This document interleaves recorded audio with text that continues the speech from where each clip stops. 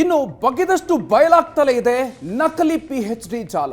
ರಾಜ್ಯದಲ್ಲಿ ಯಾವ ರೀತಿಯಾಗಿ ನಕಲಿ ಪಿಎಚ್ಡಿ ಜಾಲ ವಿಸ್ತರಿಸಿಕೊಂಡಿದೆ, ಪಸರಿಸಿಕೊಂಡಿದೆ ಅನ್ನೋದನ್ನ ಏಷ್ಯಾನೆಟ್ ಸುವರ್ಣ ನ್ಯೂಸ್ ವಿಸ್ತೃತವಾಗಿ ನಿಮ್ಮ ಮುಂದೆ ವರದಿಯನ್ನ ಮುಂದಿಟ್ಟಿತ್ತು. ಸುವರ್ಣ ನ್ಯೂಸ್ ವರದಿಯ ಬೆನ್ನಲ್ಲೇ ದಿನಕ್ಕೊಂದು ಅಕ್ರಮಗಳು ಬಯಲಾಗ್ತಾ ಇದೆ.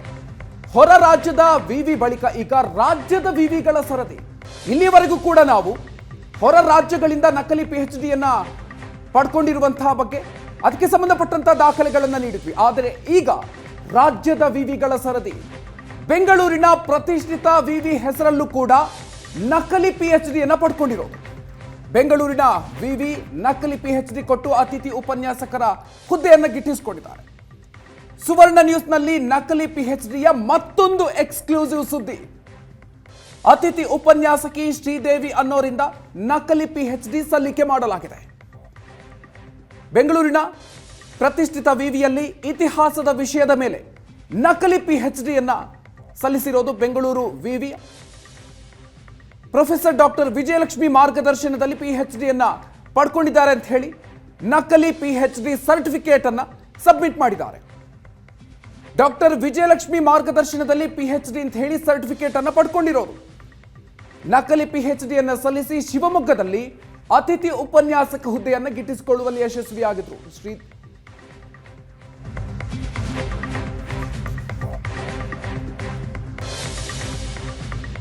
ನನ್ನ ಬಳಿ 9 ಜನ ಪಿಎಚ್ಡಿ ಮಾಡಿದ್ದಾರೆ. ಶ್ರೀದೇವಿಗೆ ಗೈಡ್ ಆಗಿಲ್ಲ.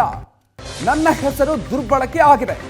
ಕಾಲೇಜಿನವರು ಕ್ರಮವನ್ನ ಕೈಗೊಳ್ಳಬೇಕು. ನಕಲಿ ಪಿಎಚ್ಡಿ ಬಗ್ಗೆ ಸುವರ್ಣ ನ್ಯೂಸ್ಗೆ ಸ್ವತಃ ಡಾಕ್ಟರ್ ವಿಜಯಲಕ್ಷ್ಮಿ ಅವರು ಹೇಳಿಕೆಯನ್ನು ಕೊಟ್ಟಿದ್ದಾರೆ. ನನ್ನ ಹೆಸರನ್ನ ಇಲ್ಲಿ ದುರ್ಬಳಕೆ ಮಾಡಿಕೊಳ್ಳಲಾಗಿದೆ ಅಂತ ಹೇಳಿ ಅವರು ಸ್ಪಷ್ಟವಾಗಿ ಹೇಳಿದ್ದಾರೆ. 9 ಜನ ಪಿಎಚ್ಡಿ ಮಾಡಿದ್ದಾರೆ. ಶ್ರೀದೇವಿಗೆ ನಾನು ಗೈಡ್ ಆಗಿಲ್ಲ ಅನ್ನೋದನ್ನು ಅವರು ಸ್ಪಷ್ಟವಾಗಿ ಹೇಳಿದ್ದಾರೆ.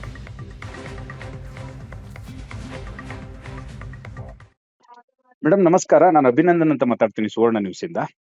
ನಮಸ್ಕಾರ ಮೇಡಮ್, ಇವಾಗ ಸುವರ್ಣ ನ್ಯೂಸ್ ನಾವು ಕಳೆದ ಕೆಲವು ದಿನಗಳಿಂದ ಅತಿಥಿ ಉಪನ್ಯಾಸಕ ಹುದ್ದೆಗೆ ನಕಲಿ ಪಿಎಚ್ಡಿ ಸರ್ಟಿಫಿಕೇಟ್ ಅನ್ನು ಕೊಟ್ಟು ಕೆಲಸಕ್ಕೆ ಸೇರ್ತಾ ಇರೋರ ಬಗ್ಗೆ ಸುದ್ದಿ ಮಾಡಿದ್ವಿ.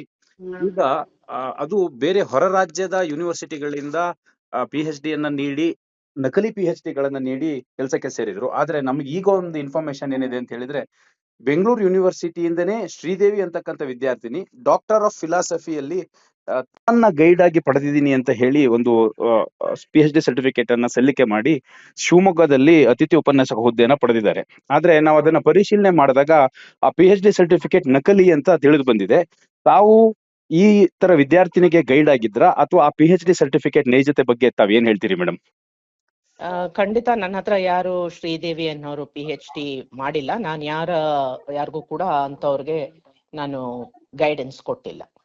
ತಮ್ಮ ಗಮನಕ್ಕೆ ತಮ್ಮ ಹೆಸರನ್ನ ಬಳಸಿ ಒಂದು ನಕಲಿ ಪಿಎಚ್ಡಿ ಸರ್ಟಿಫಿಕೇಟ್ ಅನ್ನು ಕೊಟ್ಟು ಅತಿಥಿ ಉಪನ್ಯಾಸಕ ಹುದ್ದೆನ ಪಡೆದಿದ್ದಾರೆ ಅನ್ನೋ ಮಾಹಿತಿ ಏನಾದ್ರು ಬಂದಿದ್ಯಾ?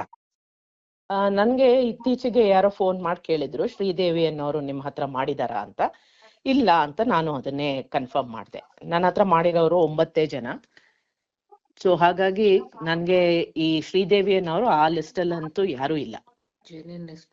ಏನು ಶ್ರೀದೇವಿ ಅನ್ನೋರು ತಮ್ಮ ಹೆಸರನ್ನ ಬಳಕೆ ಮಾಡಿ ಇದಾಗಿದ್ದಾರೆ ಅಂತ ಗೊತ್ತಿರೋದ್ರಿಂದ ತಾವೇನಾದ್ರೂ ಅದನ್ನ ದೂರ್ ಕೊಡೋದು ಮತ್ತೊಂದೇನಾದ್ರು ಪ್ಲಾನ್ ಇದೆಯಾ ಮೇಡಮ್? ನಿಮಗೆ ಏನಾದ್ರು ಲೀಗಲ್ ಆಕ್ಷನ್ ಏನಾದ್ರು ತಗೊಳ್ಳೋ ತರದ್ ಏನಾದ್ರು ಇದೆಯಾ? ಅಥವಾ ನಿಮ್ಮ ಶಿಕ್ಷಣ ಇಲಾಖೆ ಯಾವ್ದಾದ್ರು ಇದಕ್ಕೆ ಒಂದು ದೂರ್ ಕೊಡುವ ಪ್ಲಾನ್ ಏನಾದ್ರು ಇದೆಯಾ ಮೇಡಮ್?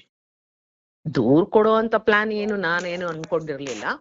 ಆದ್ರೆ ಈ ತರ ದುರ್ಬಳಕೆ ಮಾಡ್ತಿರೋ ಅಂತದ್ದು ಖಚಿತ ಆಯ್ತು ಅಂತಂದ್ರೆ ಕನ್ಸರ್ನ್ಡ್ ಯಾವ ಕಾಲೇಜಲ್ಲಿ ಅವರು ಸೇರ್ಕೊಂಡಿದಾರೋ ಅವರು ಡಿಸಿಪ್ಲಿನರಿ ಆಕ್ಷನ್ ತಗೋಬಹುದಲ್ಲ. Yes madam, thank you. ಇನ್ನು ನಕಲಿ ಪಿಎಚ್ಡಿ ವಿಷಯ ಬಹಿರಂಗ ಆಗ್ತಾ ಇದ್ದಂತೆ ಶ್ರೀದೇವಿ ರಾಜೀನಾಮೆಯನ್ನು ಕೊಟ್ಟಿದ್ದಾರೆ. ಅತಿಥಿ ಉಪನ್ಯಾಸಕ ಹುದ್ದೆಗೆ ರಾಜೀನಾಮೆಯನ್ನ ಸಲ್ಲಿಸಿದ್ದಾರೆ ಶ್ರೀದೇವಿ ರಾಜೀನಾಮೆಯ ಬಗ್ಗೆ ಜಂಟಿ ನಿರ್ದೇಶಕರಿಗೆ ಪ್ರಾಂಶುಪಾಲರು ಮಾಹಿತಿಯನ್ನು ಕೊಟ್ಟಿದ್ದಾರೆ.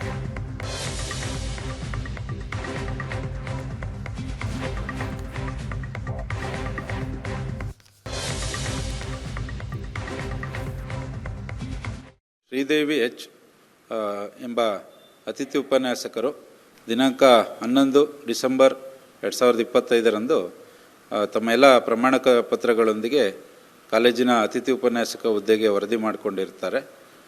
ನಮ್ಮ ಕಾಲೇಜಿನಲ್ಲಿ ಒಟ್ಟು 9 ಜನ ಅತಿಥಿ ಉಪನ್ಯಾಸಕರು ವರದಿ ಮಾಡಿಕೊಂಡಿದ್ದರು. ಅದರಲ್ಲಿ 6 ಜನ ಅತಿಥಿ ಉಪನ್ಯಾಸಕರು PhD ಪದವಿ ಪ್ರಮಾಣ ಪತ್ರವನ್ನು ಸಲ್ಲಿಸಿ ವರದಿ ಮಾಡಿಕೊಂಡಿದ್ದರು.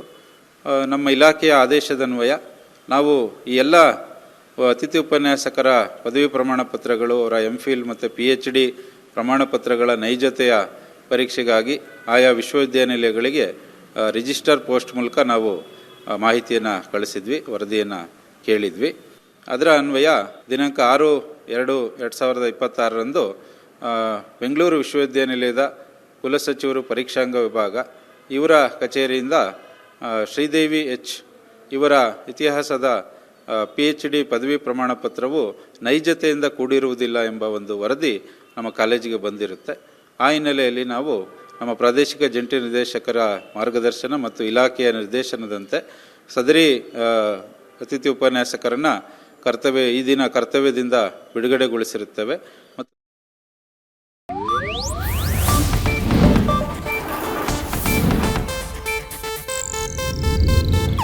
ಇದು ಏಷ್ಯಾನೆಟ್ ನ್ಯೂಸ್ ನೆಟ್ವರ್ಕ್ ಪ್ರಸ್ತುತಿ.